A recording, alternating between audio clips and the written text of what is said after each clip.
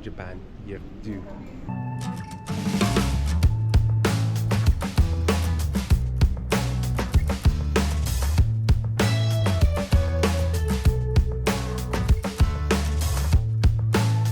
So, for the umpteenth time, I'm back at the airport. It's quiet on the Sunday. Sana parating ganito. Travel tax done. So ngayon, magka-claim tayo ng boarding pass. I already did a online check-in sa Cebu Pacific. We're going to fly Cebu Pacific. Kaya nakasalubong. Di nag-work yung check-in sa kiosk dahil kasi domestic lang daw yung ina-accept para dun sa mga putong details. Kaya ngayon, dahil kasi technically online check-in na naman ako, backdrop na lang tayo at printing ng boarding pass. Well, at least kakunti yung tao. Check-in done, ang bilis lang din. Tapos nagulat ako dahil yung pag-impake ko, yung bagahe ko pala na total, nasa 17 kilos na. Tapos nung tingin ko yung itinerary ko, naka-isang check-in baggage lang pala ako. Malamang sa alamang. Yun na lang additional. So mapagtalo ka pa. Next step, immigration. Right, so ngayon, natapos na sa immigration tsaka sa security check. Interestingly, walang tinanong sa akin sa immigration kasi direksyon lang sila napunta at pagpasok. Timer my clock right now, it's only 10:15, 10:20. Ang flight natin is 12:35 and it's, I think, a 6-hour flight. Gulat akong tagal. 6-hour flight papunta Tokyo. So, hindi kasi ako nag-purchase ng food. I could probably take the opportunity to get a meal in na. So, ang tanong, saan? Punta na ng Kenny. Ngayon, nag-aantay lang tayo na may mabakati table dahil kasi madaming bibiyaw din siguro ng gatong oras. So, like jam-packed. Nagastos ko pala dun sa Kenny, dahil kasi nagubos ako ng pariya. Nasa 335. Ang kinuha ko yung solo beef, yung chicken with sides. You're gonna see it din naman later. Ngayon tayo nag-aantay lang ng dito dati yung Starbucks. So, siguro part na rin ng renovations ng NAIA. May mga ilang establishments na understandably, pinatigil muna nila yung operations dahil ni-renovate to improve the facilities and whatnot. Nagkaroon din ng similar instances sa mga lounges, yung sa Marhaba ata yun, na sinarado nila yung iba. Kung hindi Marhaba, Mabuhay Lounge ata yun. Sinara nila, tapos I think ngayon inoperate dahil kasi kahit na isa ka mo kasi naman siya, mabilis naman yung pag-construct ulit nila pag-renovate. So, the better things. Kaysa mapag-iwanan nga naman ng airport.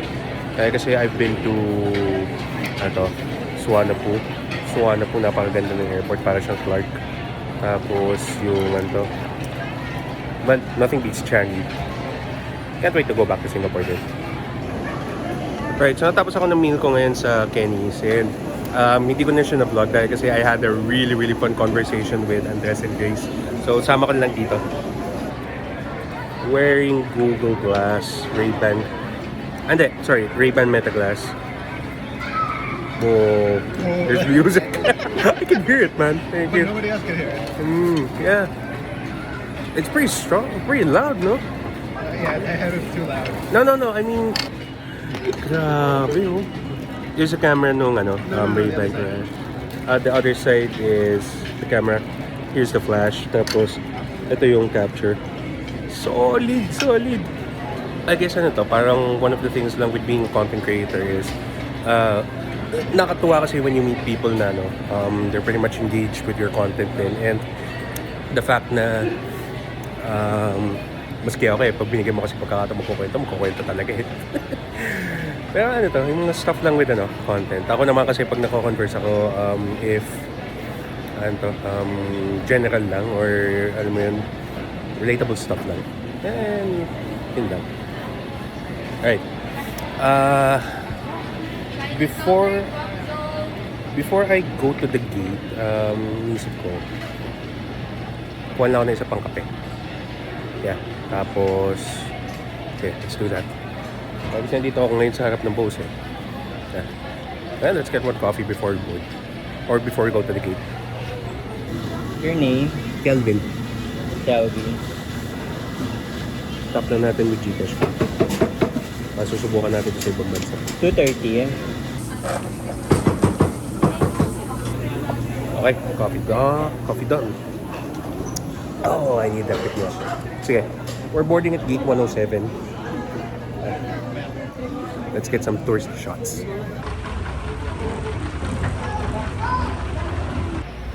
Nag-bathroom na ako bago pumunta ng gate and they announced na magbo-boarding na. Actually, I'm just near the gate na rin. So, syempre, muna dun yung boarding gate 1, tapos 2, 3. 3 normally na uli dahil kasi parang general na yun eh. Sige. Praying for a safe flight. Let's go, baby.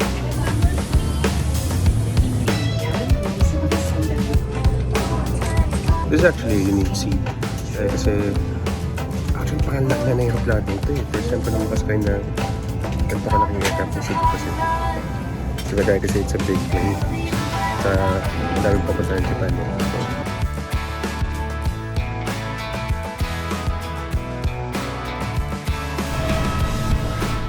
touchdown.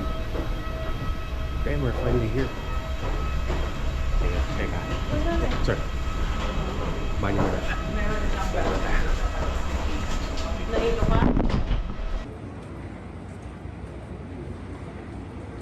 Alright, so pagkatapos nung magpa-picture dito, and ano naman nakalakaran, kung may gusto magpa-picture din, tulungan mo na. Tapos kapalit eh. Man. I'm trying to sulk it in dahil kasi 1 year later, man, back in Japan. Yeah. Sige, time on my clock right now, it's already around 6 p.m. dun sa Pilipinas. So it's 1 hour in advance to Japan. 7 o'clock in the evening here. Yung accommodation ko is located in Asakusa. So malapit dun sa medyo malapit dun sa last na sinayin ko sa Minami Senju. Ang route na nirefer sa akin ni Google is mag-Skyliner, tapos we take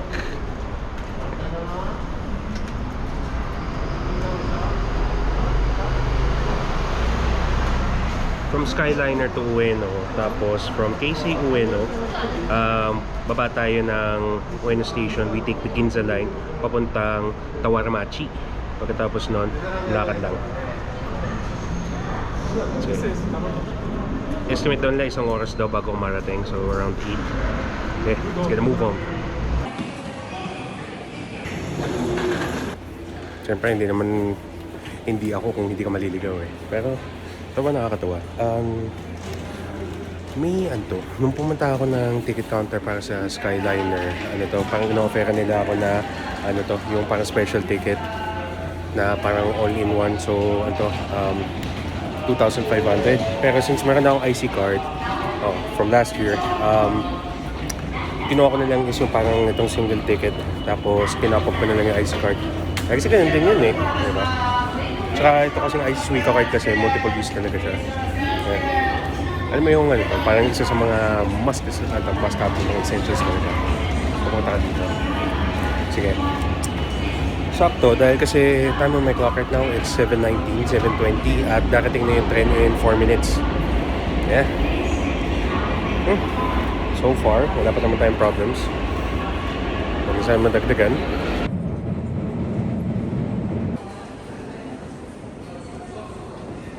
Okay, so nandito tayo ngayon sa Ueno. Ang susunod natin na gagawin, we're going to transfer to the Ginza Line, tapos punta tayo ng Tawaramachi.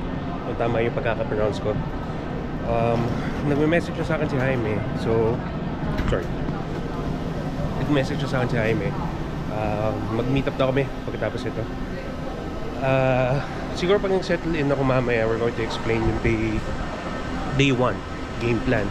So for tonight, we just settle in muna. Okay. Bound for Asakusa. Let's go.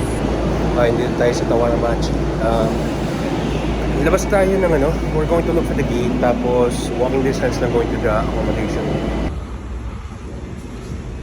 Yeah, just a few more. entire second floor. This is the map of entire second floor. This one is restroom and shower space or working space. You can use this living lobby. Perfect. Okay, it is 24 hour open. Ganda ang impression. Pretty cool. Let me settle in.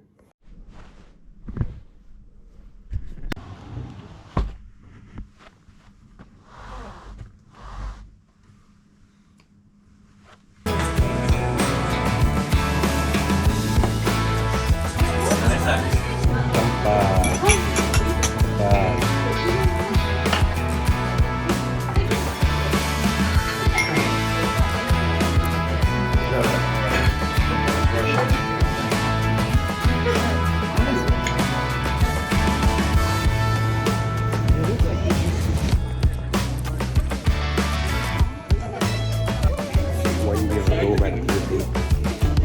Ako to. Pabalik ako dito bukas sa umaga. Yan. Ay, man. Sick ba sila sa hotel?